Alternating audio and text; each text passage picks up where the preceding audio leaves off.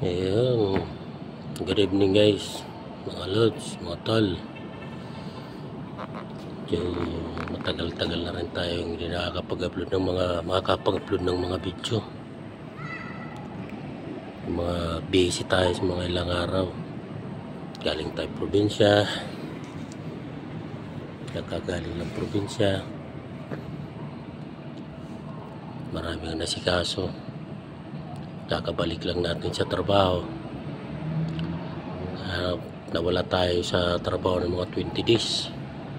Tayo nagpahinga muna sa summer ng probinsya, sa lugar ng aking mga magulang.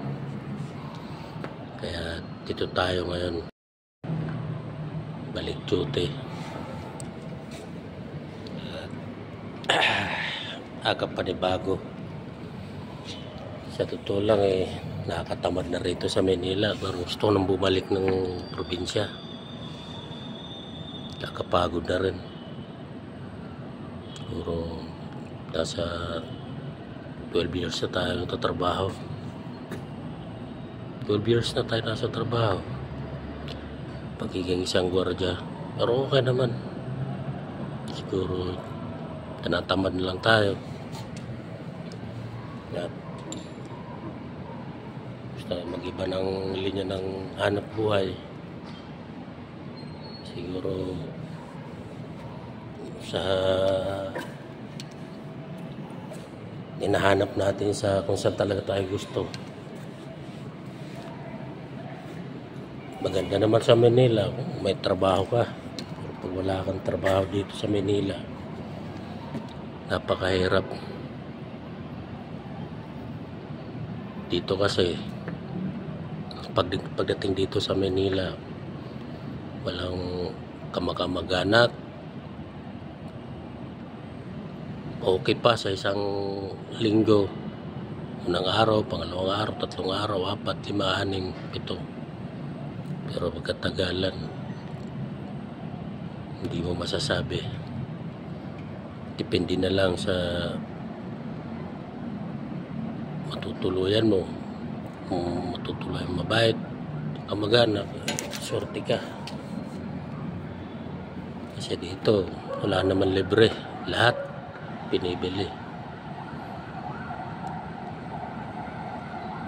Pero sa totoo lang, nakakatamad na rin dito. Siguro ilang taon na itinagal ako dito sa Manila, simula nung umalis ako ng pagkatapos siguro graduate ng high school. 2007 ata ako napunta rito. Tapos 2013 umuwi ako, mga isang buwan, 2 buwan yata ako doon sa summer. Bumalik naman ako dito.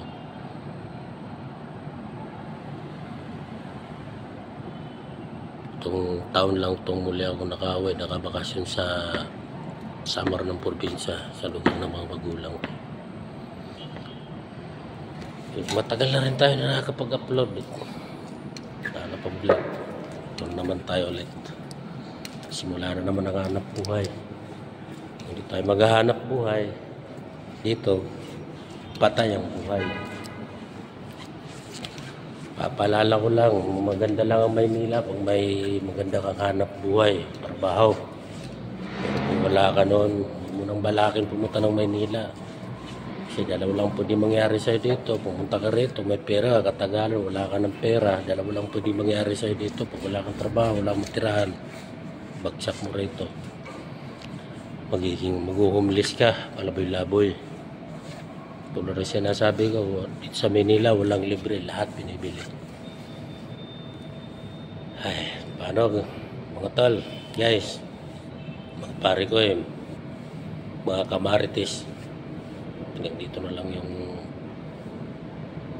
video natin. At makakapagsimula naman tayo ulit mag-upload, mag-vlog.